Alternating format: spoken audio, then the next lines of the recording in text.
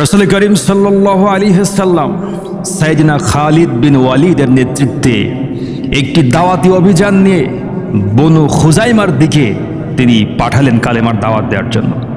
৩০ সদস্য বিশিষ্ট সেনাবাহিনী নিয়ে হযরতে খালিদ চলে গেলেন দাওয়াত দিতে। দাওয়াতের এক পর্যায়ে সেখানে তর্ক বিতর্ক সৃষ্টি হলো এবং ছোট্ট একটি যুদ্ধ সেখানে সংগঠিত হলো।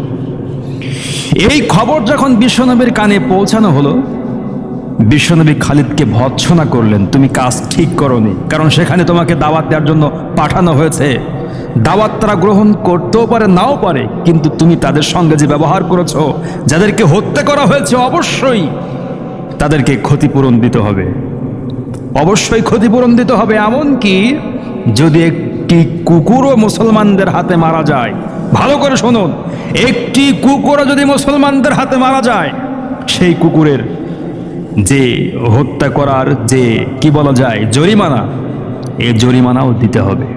তাহলে ইসলাম অন্যায়ভাবে একটি কুকুরও হত্যা করতে নিষেধ করেছে। এমন মানবতা, এত সুন্দর আইন, এত সুন্দর বিধান ইসলাম ছাড়া আপনি পৃথিবীতে আর কোথায় পাবেন?